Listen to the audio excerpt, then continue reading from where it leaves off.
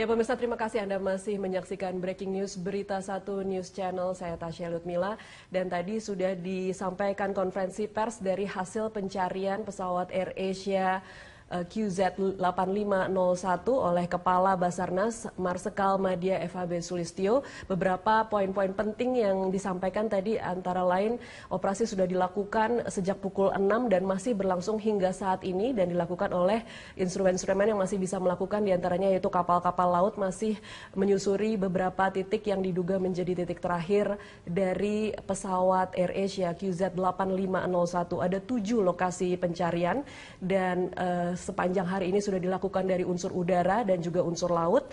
Hasil dari hari ini adalah adanya dinamika tentang info sinyal emergency. Ada 2 sinyal yang tadi dipusatkan oleh Basarnas. Dikatakan ada ditangkap sinyal, kemudian Basarnas juga sempat melakukan riset dan ternyata menangkap sinyal darurat namun lemah. Sinyal darurat itu berasal dari PLB dan sempat dicari tetapi tidak ditemukan adanya serpihan atau bagian-bagian dari pesawat QZ8501. Sementara di sinyal kedua juga sudah dicari tetapi tidak ditemukan adanya tanda-tanda pesawat. Ada satu poin penting yang juga tadi sempat diungkap oleh Kepala Basarnas, yaitu adanya satu pesawat dari TNI Angkatan Udara di timur Pulau Belitung yang secara visual melihat ada genangan minyak, dan saat ini sedang ditindaklanjuti oleh KRI Patimura, namun masih belum mendapatkan informasi terakhir dari apa yang mereka temukan di lokasi tersebut. Dan untuk membahas lebih lanjut mengenai hilangnya pesawat AirAsia 8501, kita akan membahasnya bersama pengamat penerbangan Alvin Lee yang saat ini sudah berada di studio. Terima kasih Pak Alvin Lee sudah hadir di Berita Satu. Iya, selamat malam. Dan Pak Alvin Lee, kalau tadi kita mendengar informasi dari Kepala Basarnas yang mengungkapkan ada sinyal-sinyal yang ditemukan. Apa yang bisa Anda tangkap dari itu? Ada sinyal PLB dan ELT. Iya, tadi disampaikan bahwa PLB itu adalah untuk personal yang dibawa manusia. Bisa saja itu adalah unit yang dibawa oleh petugas dari SAR itu sendiri, mungkin memancar.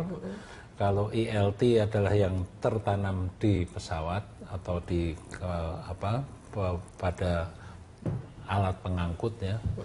Namun sejauh ini belum ditemukan sesuatu yang signifikan bahwa itu benar serpihan pesawat itu. Jadi untuk sinyal ELT-nya sendiri memang hingga saat ini belum ada berarti Pak Alvin Lee? Belum. Kalau tadi dari penjelasan beliau itu belum ada sinyal ELT. Tadi memang beliau sempat menyebutkan ada pesawat Emirat mendapatkan sinyal dari frekuensi 121.5 MHz. Itu memang frekuensi untuk emergency.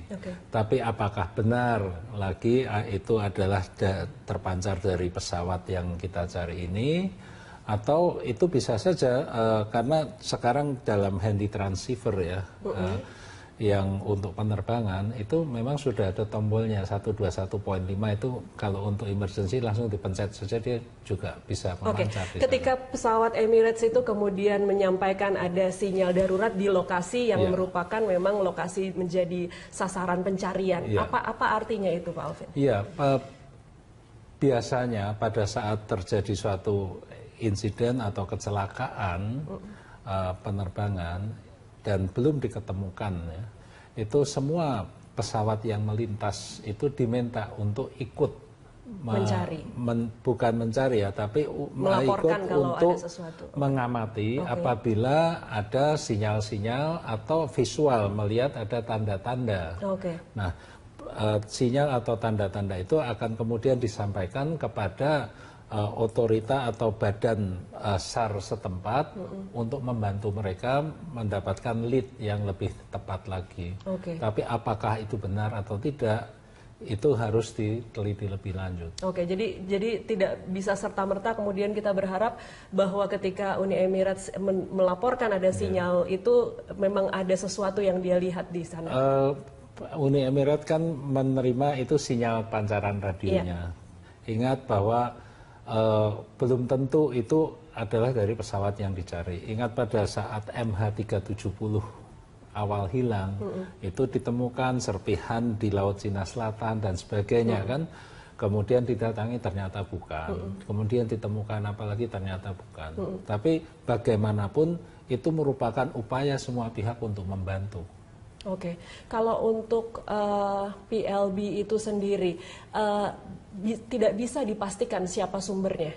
Ketika kita menemukan, Basarnas mengklaim mendapatkan laporan sinyal itu, tidak bisa dipastikan asal sumbernya berarti Pak Alvin? Sulit, karena PLB maupun ILT itu frekuensinya standar semua.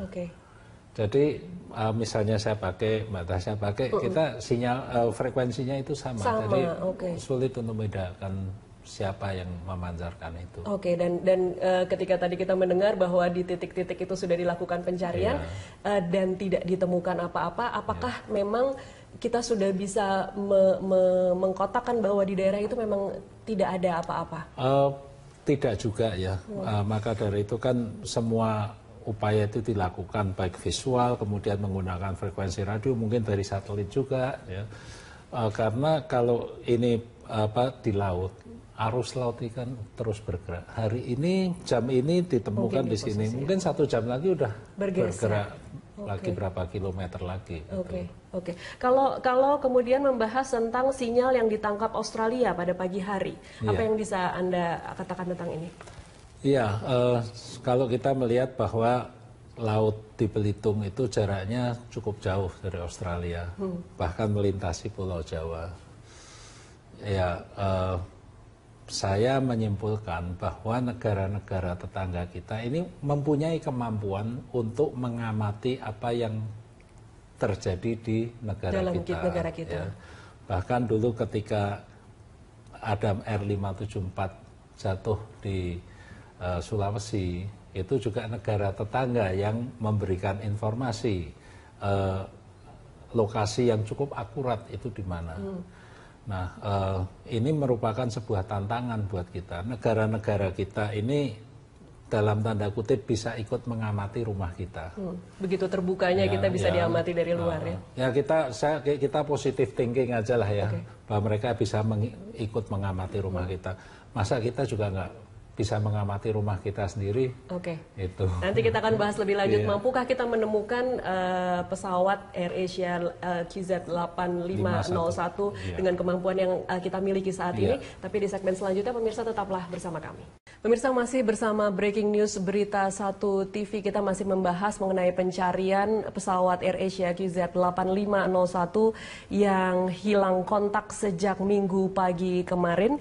Tadi menyambung Pak Alvin Lee, mampukah kita dengan segala instrumen yang sudah dikerahkan? Tadi kita mendengar apa saja yang sudah diturunkan, ada pesawat, kemudian ada kapal laut dengan berbagai teknologi tercanggihnya dikerahkan untuk mencari pesawat ini. Tetapi mampukah teknologi yang kita miliki saat ini menemukan pesawat itu?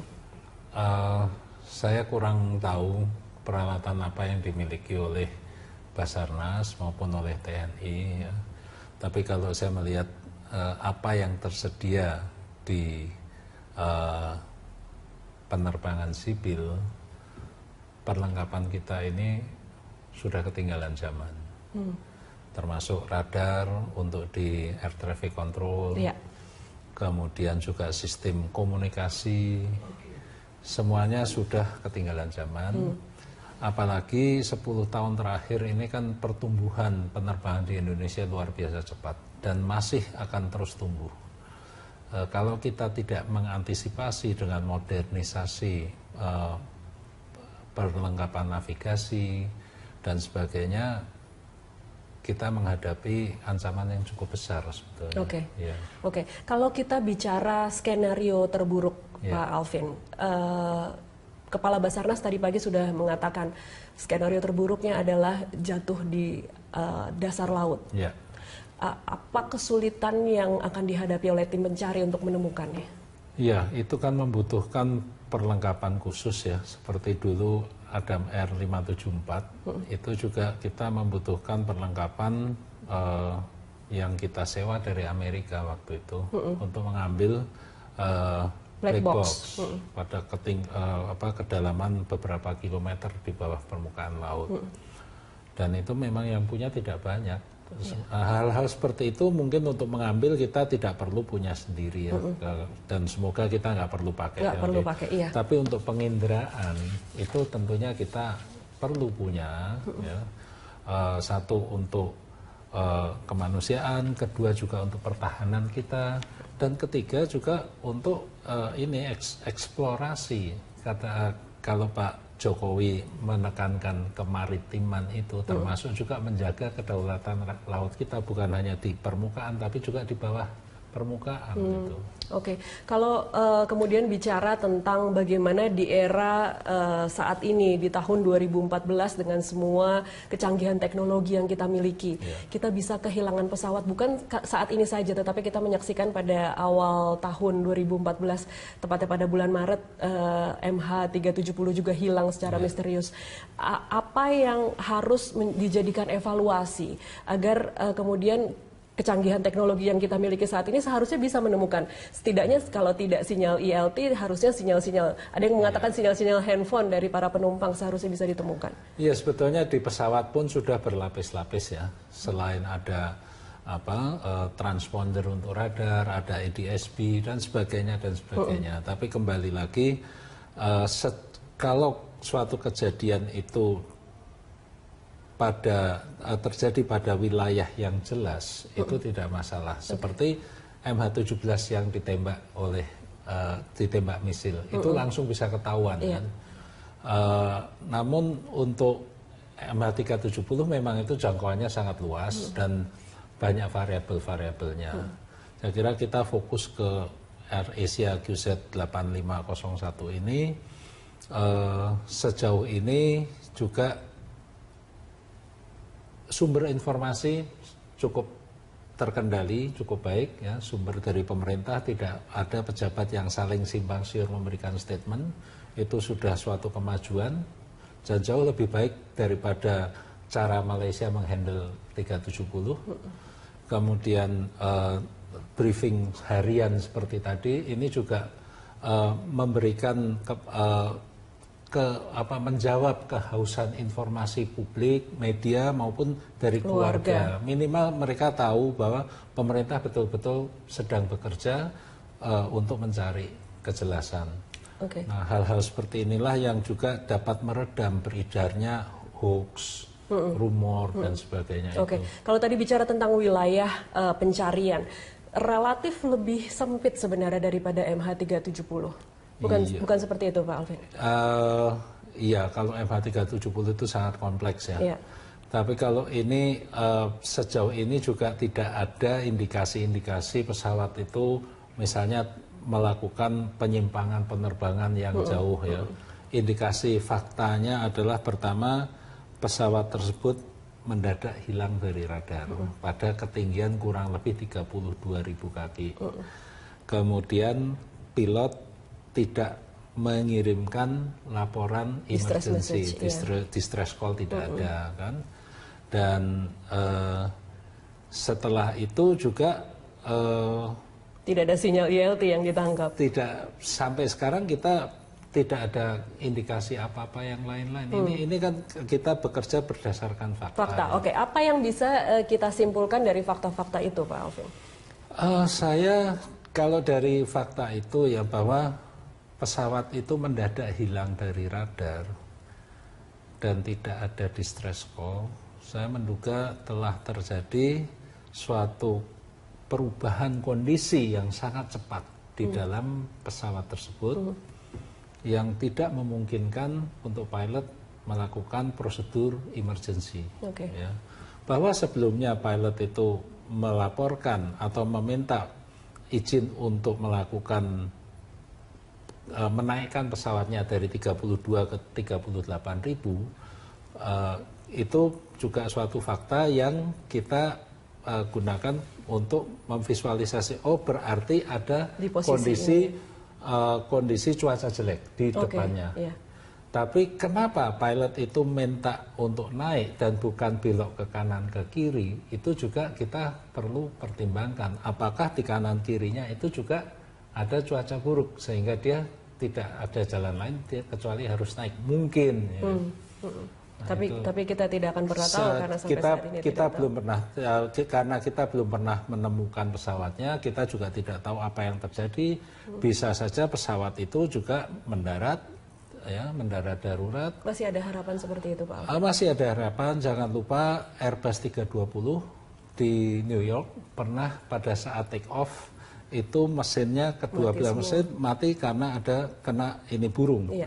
Dan oleh pilot pesawat itu kemudian dimanuver mendarat di Sungai Hudson, sempat mengapung sekitar setengah jam dan semua penumpang selamat. Iya. Oke, baik. Kalau kemudian bicara lagi soal pencarian kapal pencarian pesawat yang saat ini sedang dilakukan, kira-kira akan butuh waktu berapa lama, Pak Alvin? Kalau kemudian melihat skop lokasinya, kemampuan kita untuk mencari di wilayah yang relatif lebih kecil lah daripada MH370. Harus saya nggak berani memperkirakan ya, tapi kalau saya melihat tadi Angkatan Udara dikerahkan, Angkatan Laut dikerahkan, Basarnas, kemudian juga negara-negara tetangga juga memberikan informasi.